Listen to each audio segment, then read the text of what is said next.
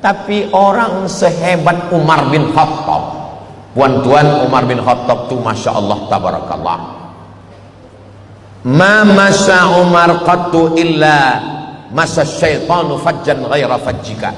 Ini ada satu jalan,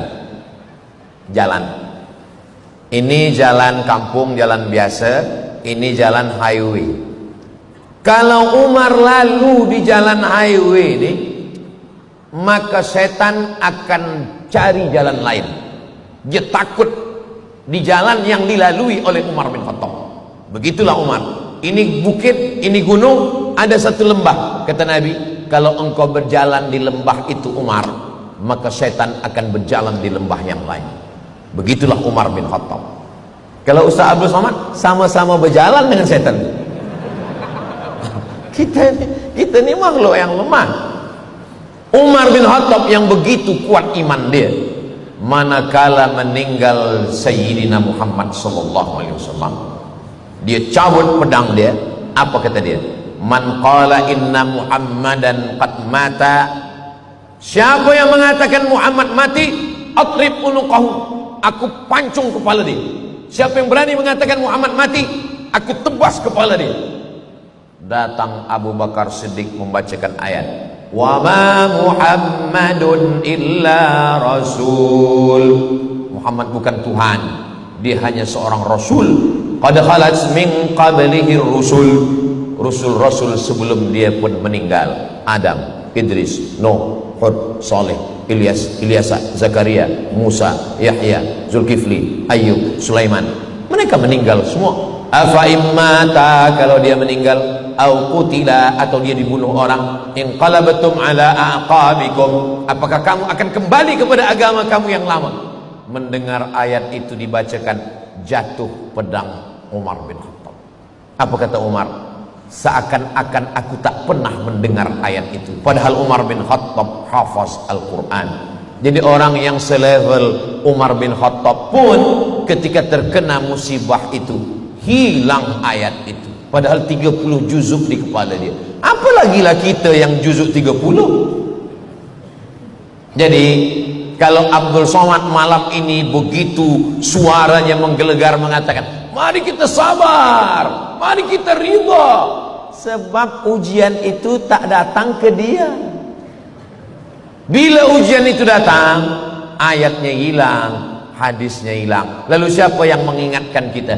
Orang lain datang. Itulah dia makna watawasau bil haq watawasau bisawab. Maka bunyi ayatnya watawasau. Apa beza wassa dengan tawasau? Wa wassa Ibrahimu banihi wa Ya'qub. Nabi Ibrahim memberikan wasiat kepada anak-anaknya dan Ya'qub. Seorang ayah searah saja, monolog, satu arah dia bagi nasihat. Tapi kalau tawasau, hari ini Abdul Somad yang membagi wasiat. Tapi bila Abdul Somad lupa, ayatnya hilang, hadisnya terbang, maka jamaah dari Belaid lah yang akan mengingatkan dia. Kalau saya lupa, sudikah jamaah dari Belaid mengingatkan Abdul Somad? Masya Allah, yang diam itu tanda ridha. Bukan kata saya, kata Nabi SAW, as-sukutu alamatur ridha. Diam itu tanda ridha. Jadi manakala tadi saya tanya, kalau Abdul Somad ini lupa, lalai, dia bersusah hati, ayatnya hilang, siapa yang akan ingatkan? Diam dia. Diam itu tanda ridha. Maka bila datang ujian itu kita diam, tapi diamnya itu bukan diam marah, diam ridha. Suatu ketika Nabi lalu di pekuburan. Manakala Nabi lalu ke pekuburan, ada seorang perempuan yang menangis, anak dia mati, anak dia meninggal. Kata Nabi SAW, sabar, kata Nabi, ini ujian dari Allah SWT. Apa kata dia? Alaika anni li'annaka lam tusab bimusibati. Pergi engkau sana, engkau menyuruh aku sabar sebab bukan engkau yang kena musibah ini. Nabi pun pergi. Nabi pun dia ngamuk macam tu, apalagi saya. Kata dia, pergi sana, engkau mengatakan aku sabar sebab bukan anak engkau yang mati. bukan engkau yang kena ujian. Nabi pergi, selepas itu datang orang bagi tahu dia, awak tahu tak siapa yang awak halau tadi? Tidak, itu Nabi. Oh Nabi, aku tak tahu, kata dia. Sebab masa itu tak ada poster, tak ada gambar, orang tak tahu tu Nabi Muhammad SAW. Beza dengan sekarang, walaupun orang Belait tak pernah jumpa saya, tapi dia tahu. Saya kadang di beberapa tempat, saya sedang makan, ada orang tanya, ini Ustaz Somad? Enggak, macam Ustaz Somad.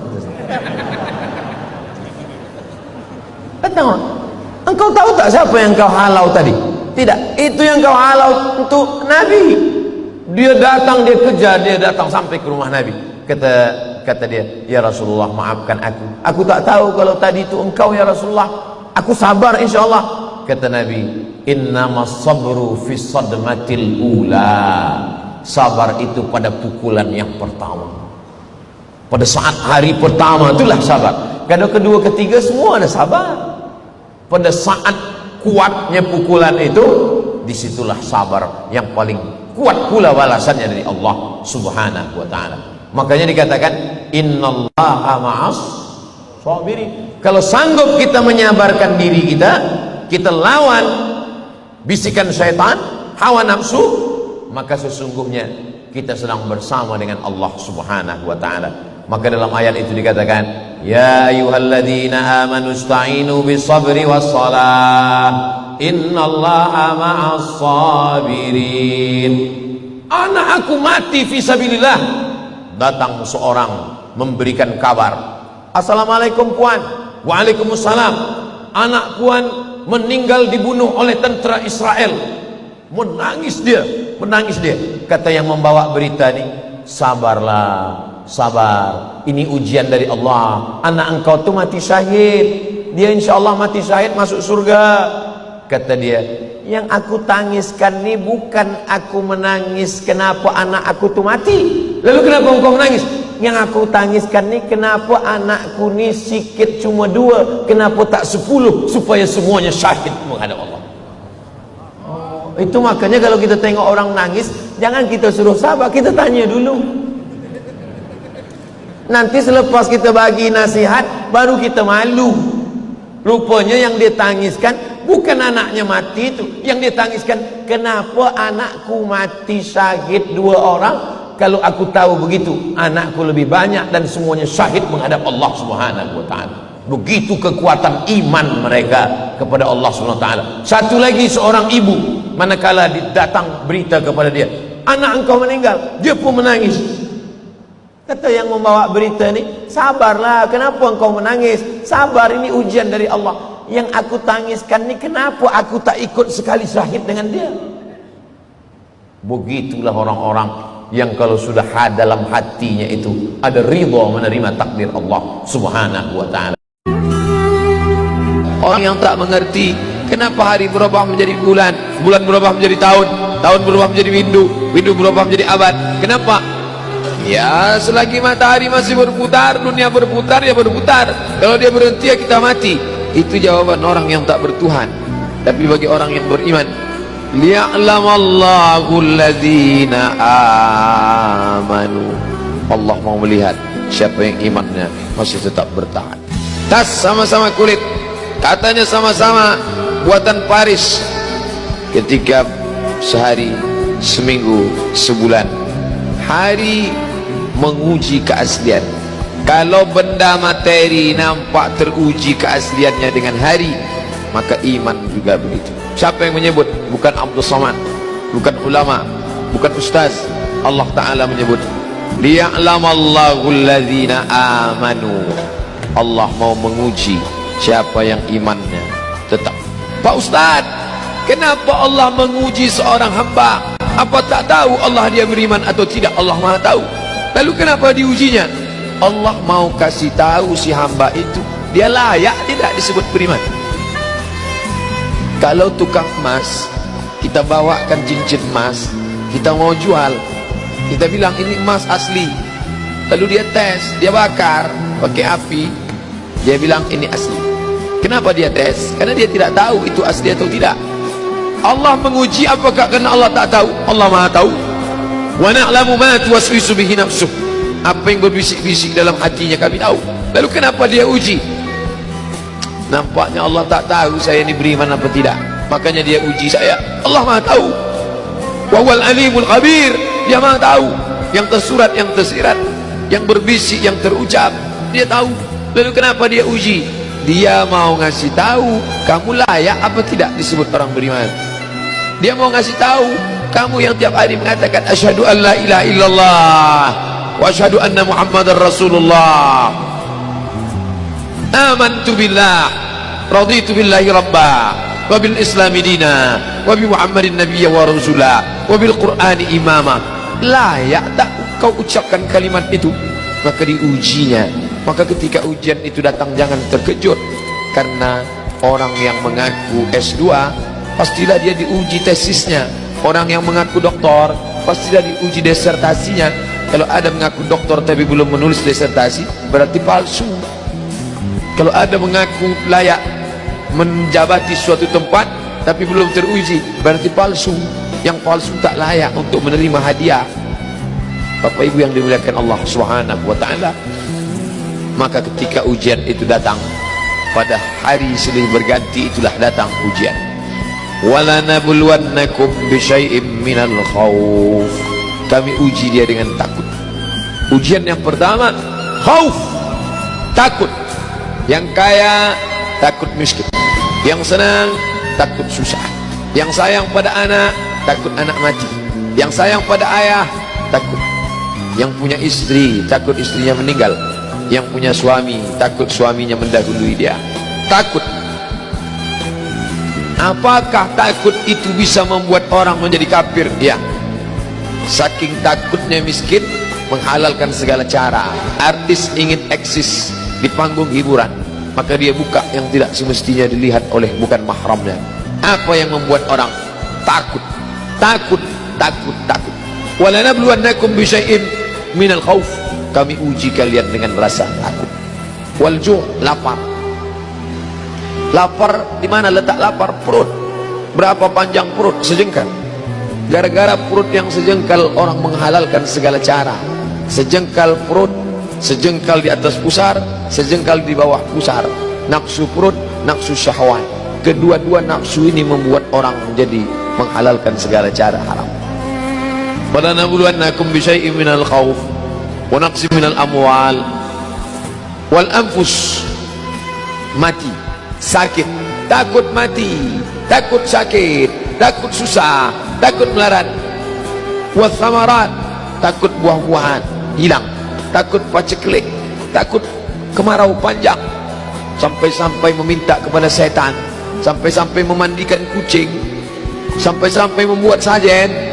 Gara-gara apa itu semua? Takut, takut, takut. Wa basyiris sabirin. Berikanlah kabar gembira kepada orang-orang yang sabar. Siapa itu? Alladzina idza asabathum musibah. Orang-orang yang ketika dia ditimpakan ujian itu, apa kata mereka? Qalu, mereka berkata, inna lillahi wa inna ilaihi raji'un. Jangankan harta kami, jangankan anak kami, jangankan suami kami, jangankan rumah kami, jangankan jabatan kami, inna lillah, diri kami ini pun milik Allah, bukan punya kami. Kalau dia yang diambil, salah satu yang membuat manusia kehilangan ketika dia merasa memiliki. Ini punya saya, ini milik saya. Kalau orang sudah terlampau memiliki, maka ketika hilang muncul kekecewaan, salah sangka. Makanya kita ini selalu sering salah sangka. Kita sangka punya kita, padahal bukan punya kita. Lillahi ma fis samawati wa ma fil ardh. Apa yang di langit, apa yang di bumi, lillah, bukan punya kamu. Kenapa? Kalau sampai kita katakan punya kita, lalu ketika dia hilang kita stres, kita depresi. Orang yang kehilangan anak, dia tidak sedih. Kenapa? Karena itu pergi duluan, nanti dia akan menyusul belakangan. Suami kehilangan istri, dia tak sedih. Kenapa? Karena sudah dibawanya ganti yang baru, Pak Ustaz. Bukan, dia tak sedih. Kenapa? karena dia tahu nanti saya akan berjumpa dengan dia di tempat yang lebih kekal abadi. Sekarang kalau saya hidup sama-sama dia, dia tua, dia keriput, dia sakit, dia mati, nanti saya berjumpa lagi dengan dia di mana? Di tempat kekal abadi yang tak pernah sakit, tak pernah mati. Orang beriman itu cuma dua saja, kalau umurnya panjang amalnya banyak, kalau umurnya pendek dosanya berkurang. Orang kafir bersedih kalau dia mati, ini belum selesai, proyek ini belum selesai. Orang beriman tak sedih, kenapa? Akan dilanjutkan orang lain. Kalau Abdul Somad mati malam ini, sedihkah dia ada hadis yang belum sampai? Sedihkah dia ayat yang belum sampai? Tidak. Kenapa? Akan dilanjutkan oleh anak-anak muda. Satu meninggal, 1000 anak muda akan melanjutkan. Apa yang dia sedihkan? Justru dia bersyukur. Kenapa? Dengan mati malam ini, besok dosa tak bertambah. Dengan mati malam ini, besok tak menengok orang pakai celana sempit lagi, besok tak menengok orang pakai celana pendek lagi. Selesai dosanya. Allahumma ja'alil hayata ziyadatan li fi kulli khair. Kalau kau tambah umurku hidup besok pagi, tambahkan kebaikan bertambah. Wa ja'alil mauta ra'atan li min kulli syarr. Kalau kau takdirkan mati malam ini, berhenti dari dosa, istirahat dari perbuatan maksiat. Maka orang Islam itu, ala ketahuilah, inna awliya Allah, orang-orang yang menolong agama Allah, bagaimana sifat mereka? La khaufun alaihim wala hum yahzanun. Tinggal anak meninggal saat usia 4 tahun, dan sudah hampir 4 tahun dia pergi, tapi sampai saat ini perasaan saya masih sedih dan selalu merindukannya. Apa saya kurang ikhlas? Nabi punya anak namanya Ibrahim, meninggal umur 18 bulan, menetes air mata Nabi, menangis Nabi. Makamnya di Ma'lah, samping makam Nabi, arah ke kiblat, samping Masjid Nabawi sebelah kiri. Amatardo ya Rasulullah, apakah kau tak ridho anakmu meninggal ya Rasulullah? Kata Nabi, aku ridho. Kalau kau ridho, kenapa kau menangis? Air mata kasih sayang. Makanya kalau sekedar menangis, jangan larang. Kalau ada ibu-ibu menangis, kata Nabi, da'hunna, biarkan mereka Umar, biarkan mereka menangis. Yang tak boleh itu meratap itu, oh Allah, nggak boleh. Selama lidah tak bergerak, selama tangan tak bergerak, hanya tetesan air mata boleh. Tapi kalau sudah mulut bergerak, mengapalah anakku, kenapa tak anak dia? Lalu kemudian, laisa minna man darabal khudud wa syaqqal juyub. Bukan umat Muhammad SAW siapa yang memukul-mukul pipi, menarik-narik rambut. Itu tak boleh. Tahan tangan, tahan lidah. Ini yang pertama. Yang kedua, tak ada yang bisa menenangkan hati ini selain zikir dan baca Quran. Asal teringat kepada anak buah hati belayan jiwa itu, buka Quran, hatamkan Quran dari Al-Fatihah, Al-Baqarah, buka Quran digital baca. Asal terasa rindu, ingat bayangannya segala macam, ingat Quran. Yang kedua, banyak sedekah. Sedekah ke masjid. Saya mengenang almarhumah emak sudah setahun 4 bulan, orang tua sampai hari ini. Untuk menghilangkan itu tak pernah lupa baca Al-Fatihah. Asal ingat untuk almarhumah Al-Fatihah. Begitu juga kirim Al-Fatihah, baca Quran malam Jumat, surah Al-Kahfi, tiap malam baca Yasin, untuk menghilangkan itu semua. Tak ada tempat kecuali minta kepada Allah Subhanahu wa taala. Yang ketiga, ada yang lebih sayang kepada dia daripada kita. Mana yang lebih sayang kepada anak kita itu? Kita atau Allah? Allah. Itu barang pinjaman, diambilnya. Kenapa kita marah? Inna lillahi wa inna ilaihi. Itu punya dia. Ketika diambil, kenapa kita marah? Ini mimbar ini bukan punya saya, ini mikrofon ini bukan punya saya. Ketika diambil marah saya, berarti saya gila. Ini bukan punya saya, kecuali ini saya bawa dari rumah. Bukan punya kita. Maka yakinkan bahwa ada yang lebih sayang daripada aku. Yang keempat, berpisahnya hanya sekejap.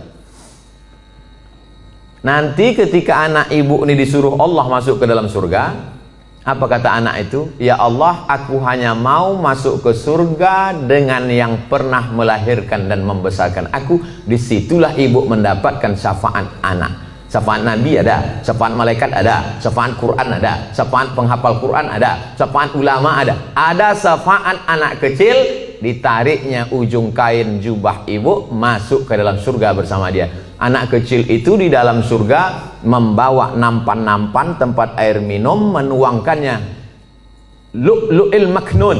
Mereka itu seperti permata berkilau cahaya terbang ke sana kemari, dia menjadi pelayan-pelayan surga karena mereka tak ada dosanya sama sekali. Yang kelima, ada yang lebih tinggi daripada amal soleh, zakat, puasa, infak, wakaf, haji mabrur dan jihad. Apa itu yang paling tinggi? Ridha. Orang yang sudah masuk surga itu ditanya Allah, kalian sudah dapat semua kenikmatan surga, apa yang belum? Ada satu ya Allah. Apa itu? Ridhakah? Kata Allah, yang dapat ridhaku cuma satu. Siapa dia? Orang yang ridha menerima ujianku. Ibu ridha menerima ujian ini, sabar ibu, maka ibu adalah orang yang masuk ke surga bersama anak itu. Mudah-mudahan kita semua sabar menerima ujian Allah Subhanahu wa taala. Kenapa Allah mematikan Firaun dengan air? Kenapa tidak dengan batu? Kenapa tidak dengan petir yang menggelegar? Mengapa dengan air? Karena dulu bayi yang tak berdaya itu dihanyutkan ke tengah air. Wa auhayna ila ummi Musa. Kami wahyukan, kami ilhamkan, kami bisikkan ke hati ibu Musa.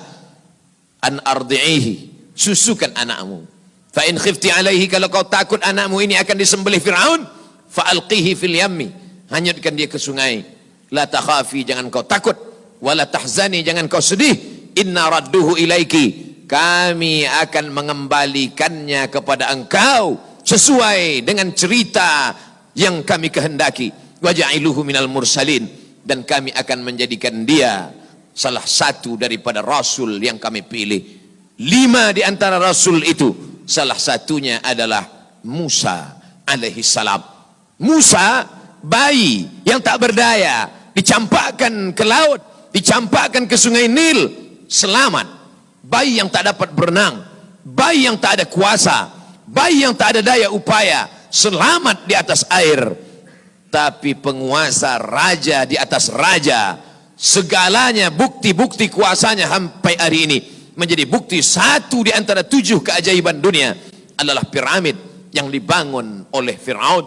Tapi ternyata air yang dulu menyelamatkan bayi Musa, air yang sama menenggelamkan Fir'aun yang amat sangat berkuasa.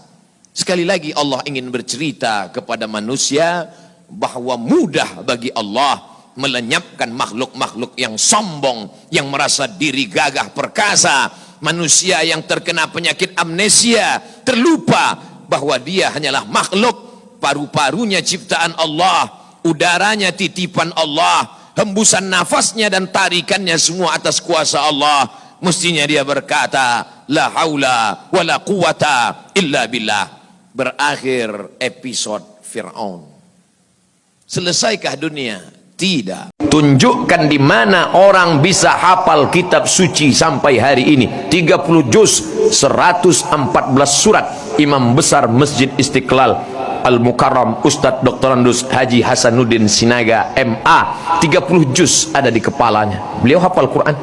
Tadi Quran tak beliau buka, tutup aja, pejam mata. Beliau kalau pejam mata nampak semua 30 juz.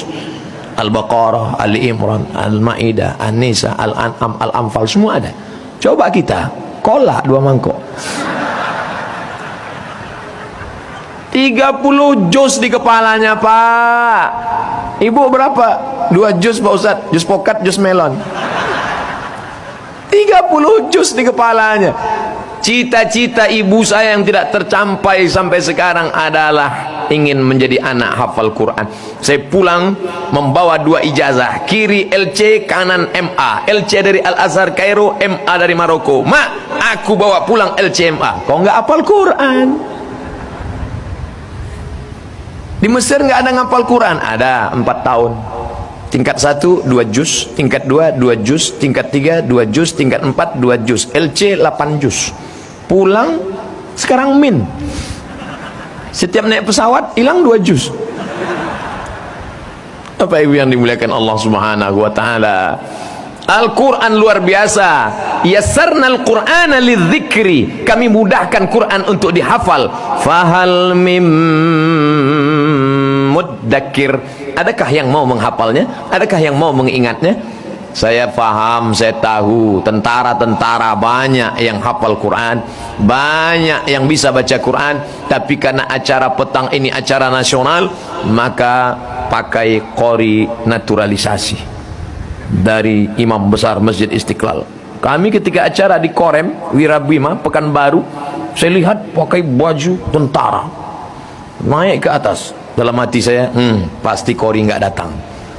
Ternyata Qori, saya minta direkam, upload ke YouTube. Supaya apa? Supaya anak-anak yang melecehkan Al-Quran, yang menginjak Al-Quran, melihat itu gemetar dia. Kamu yang ngejek-ngejek Quran, kamu ngejek Quran kan selama ini yang baca Quran tuh ustaz, kamu sepelekan. Nih tentara baca Quran, melihat gambar tuh mencret dia langsung.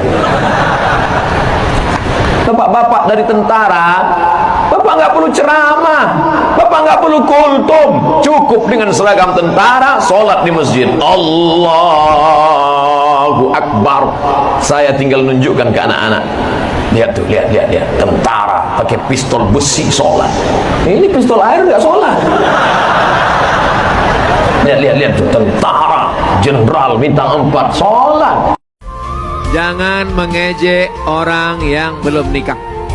Saya, kalau ada orang tak nikah, saya tak mau cerita nikah. Kalau ada orang tak ada anak, saya tak mau cerita anak. Kalau ada orang, jangan sakiti hati orang, jaga perasaan orang. Galah patah bisa disambung, kaca retak bisa direkat. Hati yang sakit, kemana obat akan dicari? Kemana kita? Masjid Cut Nyadin. Begitu sampai di luar JCC, dijemput pakai Vespa. Kan nggak mungkin kita nolak kan? Kita jamaah ini mau jemput naik apapun kita ikut aja. Saya lihat dalam hati saya, innalillahi wa inna ilaihi. Dalam hati saya, ini pasti masjidnya peletakan batu pertama. Tapi ternyata masya Allah tabarakallah, sampai di tengah jalan mogok. Sakitnya nggak seberapa, malunya. Ini pasti viral kan? Orang banyak streaming. Maksud saya itu tadi adik-adik yang men-shooting, kalau mau di-upload, tolong yang mogok tadi diedit. Soalnya nanti Vespa yang mogok, yang dibully Pak Anies juga.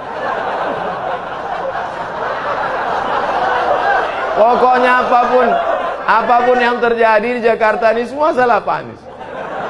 Padahal Vespanya mogok. Setelah sampai tadi saya tanya, itu Vespanya kok mogok, Ustadz Somad? Itu businya busi untuk sepeda motor balap. Ya nggak bisa pelan.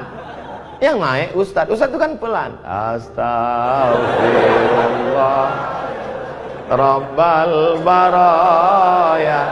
Tapi masya Allah tabarakallah, luar biasa kesan. Sudah lama saya tidak naik Vespa, ini udah puluhan tahun. Ternyata kalau kita ikut anak muda itu luar biasa. Kita pun ikut muda. Saya sekarang ini rasa-rasa umur 24 aja sekarang. Masya Allah tabarakallah. Ternyata saya datang tidak diminta untuk peletakan batu pertama, tapi menyaksikan tanda tangan prasasti peresmian Masjid Cut Nyadin yang akan ditandatangani oleh Gubernur DKI Jakarta. Saya di sana. Saya nggak apa-apa takbir karena udah siap. Saya berdiri di samping. Tadi fotonya udah diupload. Alhamdulillah. Pak Gubernur, Pak Komjen Pol, saya di samping. Yang lain-lain sore udah nggak lihat lagi. Kenapa masjid ini begitu hebat?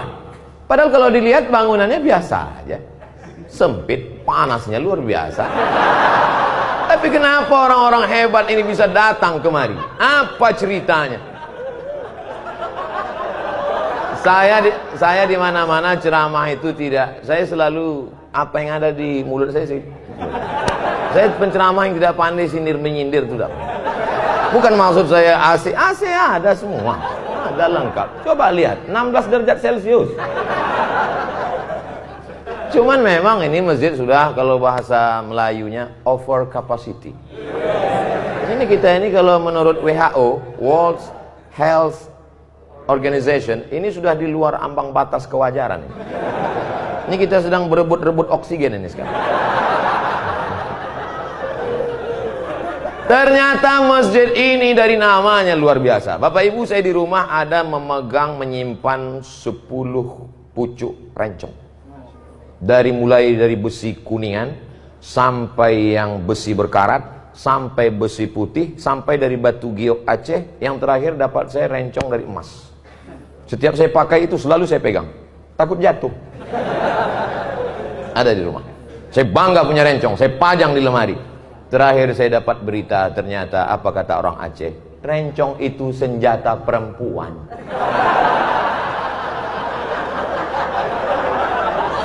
Loh, kenapa rencong senjata perempuan? Karena itu membunuh dari jarak dekat. Perempuan Aceh memegang rencong.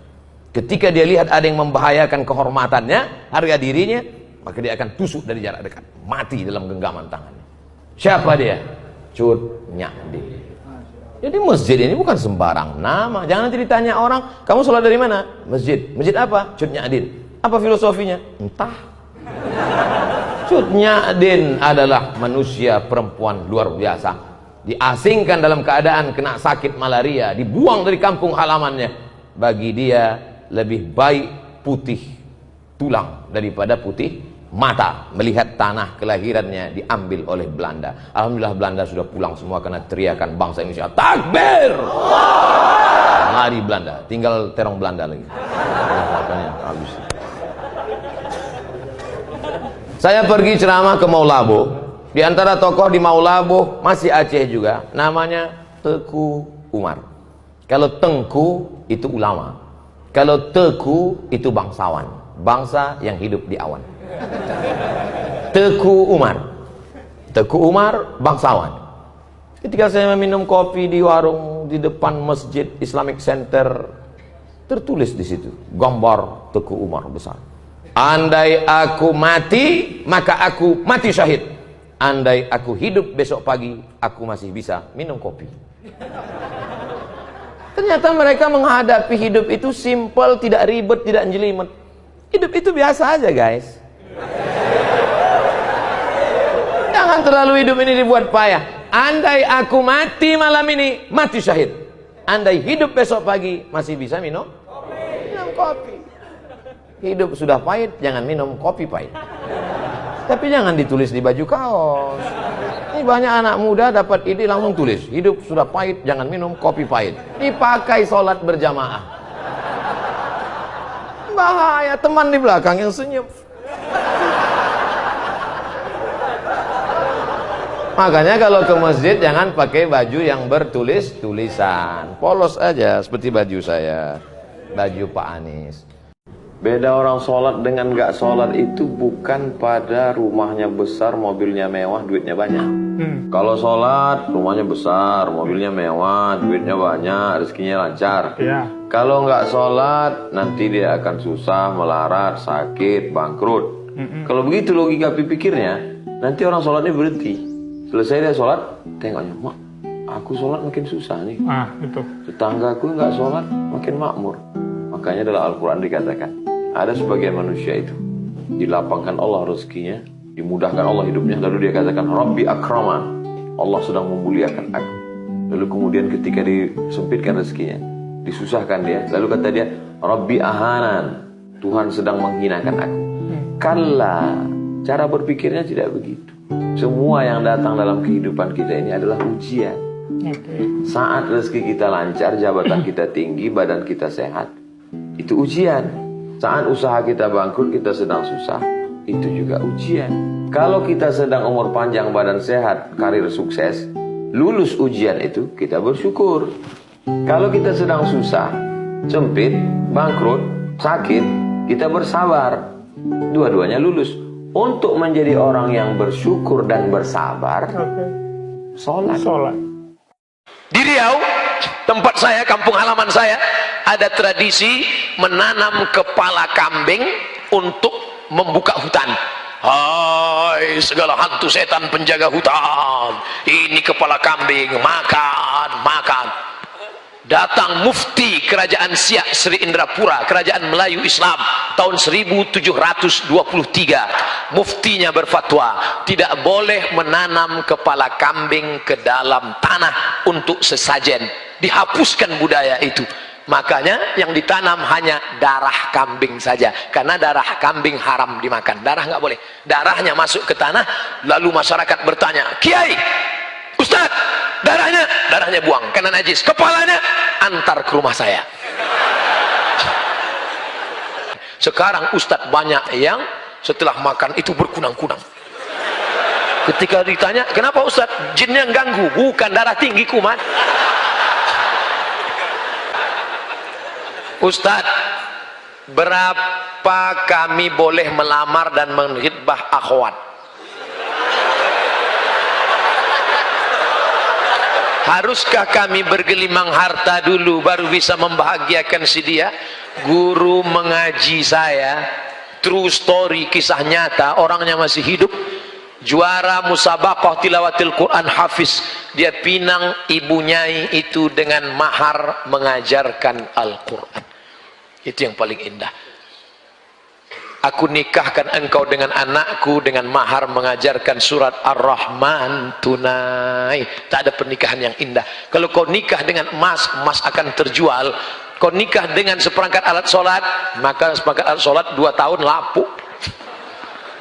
Dengan mengajarkan Ar-Rahman, sampai akhirnya di waktu malam duduk mempelai laki-laki dengan perempuan menunaikan akadnya. Bismillahirrahmanirrahim. Ar-Rahman 'allamal Qur'an, khalaqal insan, 'allamahul bayan. Mertua sayup-sayup mendengar suara. Itu suara siapa, Ma? Mantu kita. Begitu dibuka pintu dilihat, rupanya TV belum mati. Mantunya. Tidak ada rezeki yang tertukar, karena semua ada. Inna kulla syai'in khalaqnahu biqadar. Segala sesuatu sudah kami tetapkan kadarnya. Jadi kalau ada orang yang ragu tentang rezekinya, sesungguhnya dia yang salah itu bukan masalah akhlaknya, tapi masalah akidahnya. Karena masalah rezeki ini adalah masalah keyakinan, masalah akidah, masalah ketetapan yang sudah ditetapkan Allah Subhanahu wa taala. Innallaha katabal maqadir. Allah sudah menetapkan takdir rezeki 50.000 sana, 50.000 tahun qabla an yakhluq. Al-Quran adalah mukjizat terbesar Nabi Muhammad sallallahu alaihi wasallam dan tidak ada keraguan padanya. Isinya di antara lain hudalin nas, sebagai petunjuk bagi manusia. Yang bengkok bisa menjadi lurus, yang buruk bisa menjadi bagus, yang gemuk bisa menjadi kurus.